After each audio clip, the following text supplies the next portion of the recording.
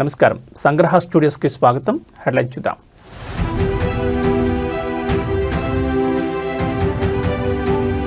ఇవాళ ఢిల్లీకి AP CM Amit షాతో భేటీ కానున్న చంద్రబాబు.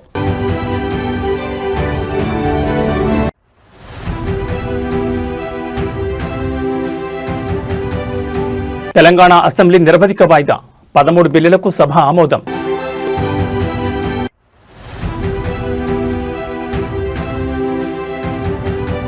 కవిత రాజీనామాకు ఆమోదం, రాజీనామాను ఆమోదించిన మండలి చైర్మన్ గుత్తా.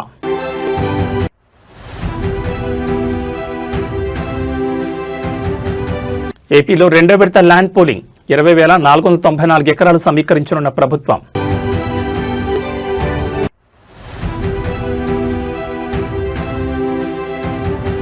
కోనసీమలో సాధారణ స్థితికి మంటలు, బ్లోఅవుట్ నియంత్రణకు అమెరికా నిపుణులు. ఇక డీటెయిల్స్ చూస్తే ఏపీ ముఖ్యమంత్రి చంద్రబాబు నాయుడు ఇవాళ సాయంత్రం ఢిల్లీకి వెళ్తున్నారు. ఫిబ్రవరి 1న కేంద్ర బడ్జెట్ ప్రవేశపెట్టనున్న నేపథ్యంలో కేంద్ర హోంమంత్రి అమిత్ షాతో భేటీ అయి బడ్జెట్లో రాష్ట్రంతో ముడిపడి ఉన్న ప్రాజెక్టులకు నిధుల కేటాయింపుపై చర్చించనున్నట్టు తెలుస్తోంది. అమిత్ షాతో భేటీ అనంతరం సీఎం చంద్రబాబు తిరిగి అమరావతికి రానున్నట్లు సమాచారం. 2026-27 వార్షిక బడ్జెట్ సమావేశాలు జనవరి 31న ప్రారంభం కానున్నాయి. ఫిబ్రవరి 1న కేంద్ర ప్రభుత్వం వార్షిక బడ్జెట్ను ప్రవేశపెట్టనుంది. ఆ రోజు ఆదివారం సెలవు రోజున పార్లమెంట్లో బడ్జెట్ ప్రవేశపెట్టడం ఇదే తొలిసారి కానుండడం విశేషం. తొలి రోజు రాష్ట్రపతి ద్రౌపది ముర్ము ఉభయ సభలను ఉద్దేశించి ప్రసంగించనున్నారు. కాగా కొత్త ఆర్థిక సంవత్సరంలో కొత్త ఆదాయ పన్ను చట్టం అమల్లోకి రానుండడంతో ఈ బడ్జెట్లో సామాన్యులకు పన్ను రాయితీలు, మధ్యతరగతి ప్రజలకు ఊరటనిచ్చే ప్రకటనలు ఉంటాయని తెలుస్తోంది. కొన్ని కీలక బిల్లులకు కూడా పార్లమెంట్ ఆమోదం తెలిపే ఛాన్స్ ఉంది. 1 నేషన్ 1 ఎలక్షన్, 30 రోజులు జైల్లో ఉంటే సీఎం మంత్రులను పదవుల నుంచి తొలగించే బిల్లుని పార్లమెంట్లో ప్రవేశపెట్టనున్నట్టు తెలుస్తోంది. ఇక వరుసగా 9వసారి బడ్జెట్ను ప్రవేశపెట్టిన మంత్రిగా నిర్మలా సీతారామన్ రికార్డు సృష్టించనున్నారు.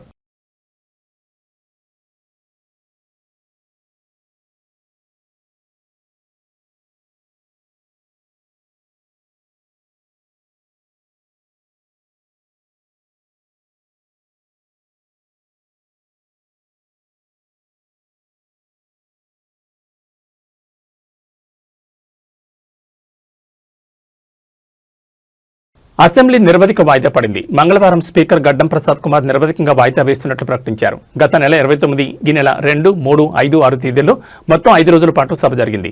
40 గంటల 45 నిమిషాల పాటు సభ జరగగా 13 బిల్లులను అసెంబ్లీ ఆమోదించినట్టు స్పీకర్ ప్రకటించారు. 2 తీర్మానాలు చేయగా 4 అంశాలపై స్వల్పకాలిక చర్చ జరిగింది.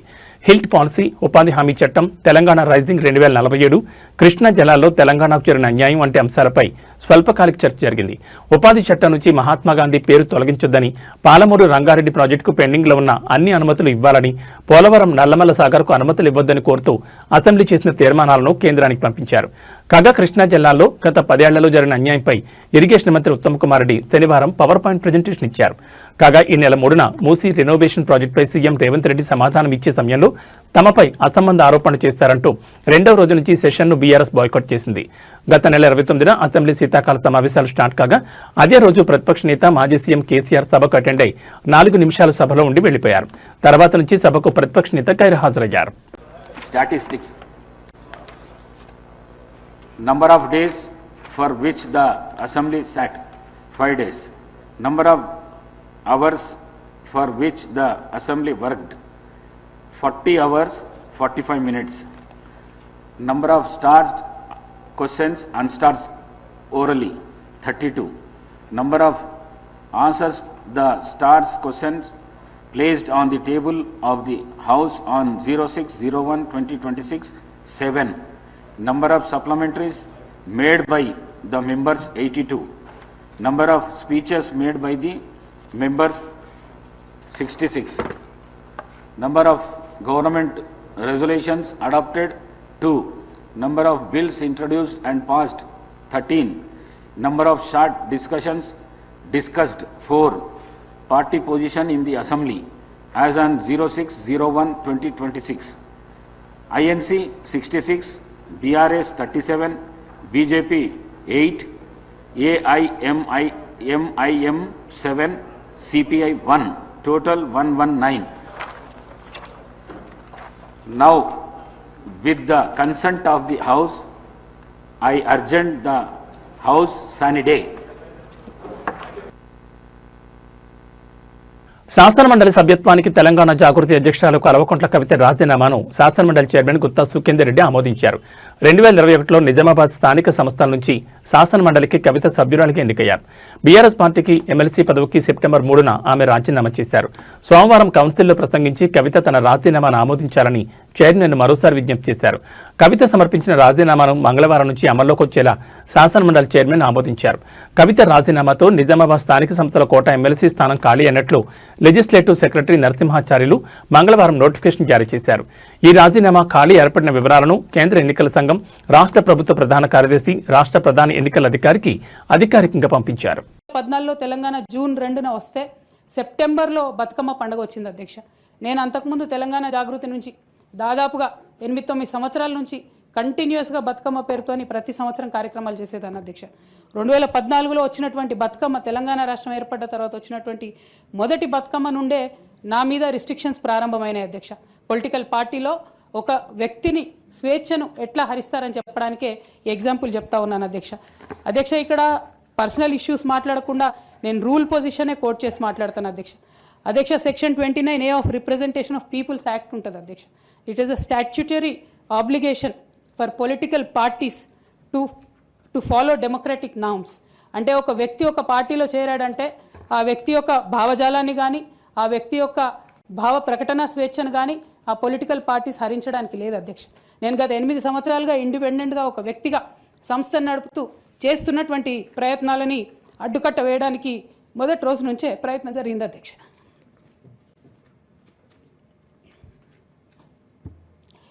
కానీ ఎక్కడ కూడా నేను తెలంగాణ బిడ్డలని, తెలంగాణ ప్రజల్ని వాళ్ళను డిసప్పాయింట్ చేయదు కాబట్టి నవ్వుతూ పనిచేస్తూ వెళ్ళిపోయిన అధ్యక్ష.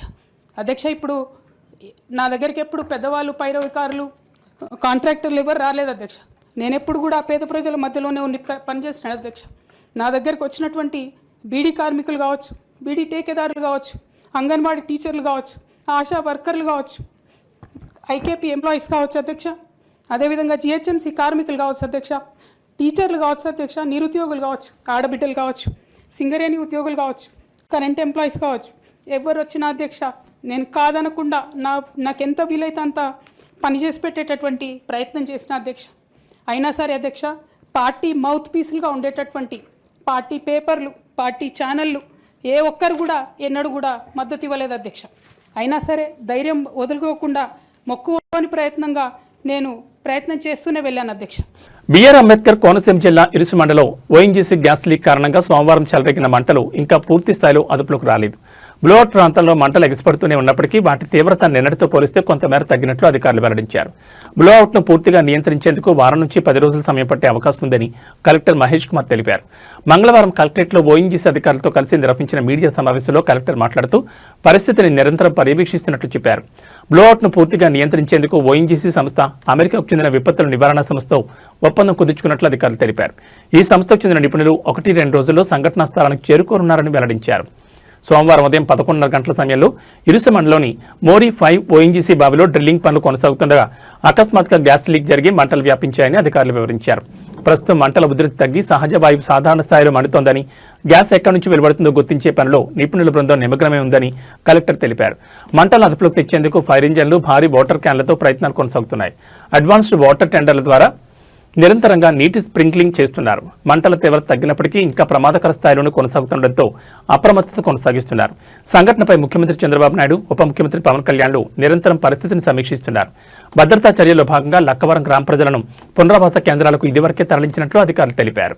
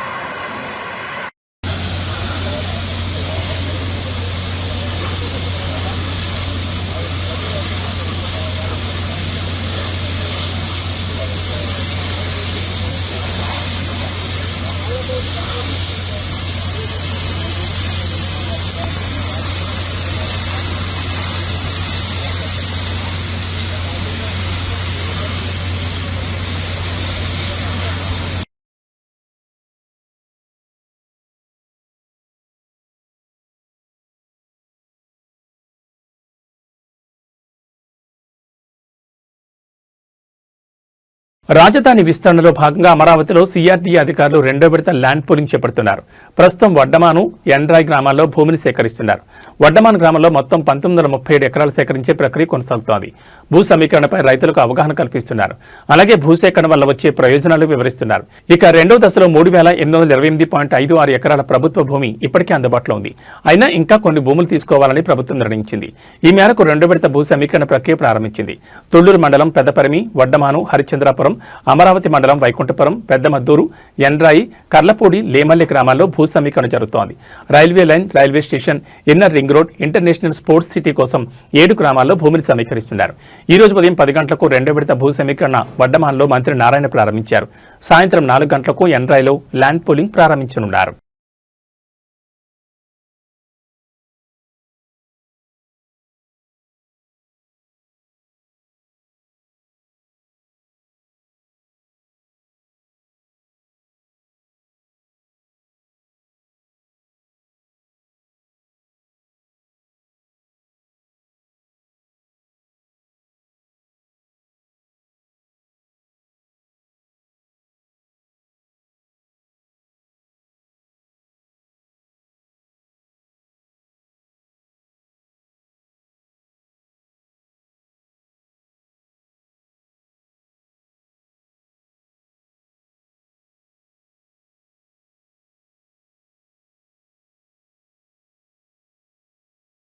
బీజేపీ సీనియర్ నేత కైకులూరు ఎమ్మెల్యే కామినేని శ్రీనివాసరావు కీలక వ్యాఖ్యలు చేశారు. రాజకీయాల నుంచి ఎప్పుడో తప్పుకుందామని అనుకున్నాను. అందరూ కోరుకోవడంతో పాటు మీరే పోటీ చేయాలని బలవంతం చేయడంతో 2024 ఎన్నికల్లో పోటీ చేశాను.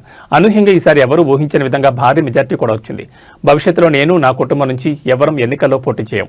రాజకీయాలకు అతీతంగా మంచి పనులు చేసి పేరు తెచ్చుకుంటాం. ఇక నుంచి నియోజకవర్గంలో ఎవరైనా అన్యాయం, అక్రమాలకు పాల్పడితే చట్టపరంగా కఠిన చర్యలు తీసుకుంటాం. ఎవరిని ఉపేక్షించబోమని కామినేని శ్రీనివాసరావు హెచ్చరించారు. ఇదిలా ఉంటే మంగళవారం సంక్రాంతి పండుగ నేపథ్యంలో జోదాలు వద్దు, సాంప్రదాయ క్రీడలే ముద్దు అని కామినేని నినదించారు. దేవుడు మనకి ప్రాణిస్తాడు. దేవుడు అంటే మన అందరికి గౌరవం కానీ మన భూమి మీద ఆయనకు కూడా హక్కు. అందుకని దయచేసి ఆ హక్కు కల్పించిన ఈ ఎన్డీఏ ప్రభుత్వాన్ని మనస్ఫూర్తిగా ఆశీర్వదిస్తా. మీరు రండి. ఇంకా మిగిలిన పెద్ద సమస్యలు ఉన్నాయి. ఈ మనం తీసుకున్న జీవోతో చిన్న చిన్న సమస్యలు అయిపోతున్నాయి. పెద్ద సమస్యలు మంచి డిపార్ట్మెంటు రెవెన్యూలో కొంచెం లేట్ అయిందని అందరూ బాధపడ్డారు. బట్ ఇప్పుడు రెవెన్యూ అంతా దానికి వచ్చేసి చేస్తున్నారు. మిగిలిన కైకూరు నియోజకవర్గంలో భూ సమస్యలు కొన్ని 22A రంగనాయక స్వామి ఆయన ఎవరు చేస్తారు? రంగనాయక స్వామి దేవుడు కాదు, ఒక ఆయన పేరే రంగనాయక స్వామి. 500 ఎకరాలు కొని అమ్మేశాడు. దానికి పట్టాలు రావట్లా. వీళ్ళకి ముందు స్వాతంత్ర సమరం ఇస్తారు. కొన్ని ఏదో పెద్ద సమస్య ఉంది. వడాలి జగన్నాథ స్వామి రేపు ఈ నెలలో కానీ ఫిబ్రవరి మొదటి వారంలో కానీ మంత్రి గారిని తీసుకొస్తాను. చేసి దానికి ఎలా చేయాలి, బతుకుతున్నారు ఎవరికి రావాలి ఆదాయం, అక్కడ దాని మీద ఆధారపడి బతుకుతున్నానికి ఒక మార్గం చూపించే విధంగా తప్పకుండా నా వంతు ప్రయత్నం చేస్తాను. నాకు మళ్ళా చూస్తున్నాను. నా కుటుంబ సభ్యులు ఎవరో ఇక్కడ రాదు. నేను మళ్ళా నుంచోను. ఎప్పుడో రిటైర్ అయినా ఈ పరిస్థితులన్నీ చూసి తప్పని పరిస్థితుల్లో అందరూ కావాలనుకున్నారు, వచ్చాను. నేను చేయగలిగిన మంచి చేసి వెళ్ళిపోతాను. ఎక్కడ అవినీతి కానీ, అరాచకం కానీ, తప్పు కానీ, చౌడీలు కానీ ఉంటారని క్షమించండి. ఎవరు చేసినా అందులో పిల్లలు, మహిళలు, ముసలాళ్ళు, అంగవైకల్యం వాళ్ళ మీదకి వాళ్ళని 100% ప్రొటెక్ట్ చేస్తాను.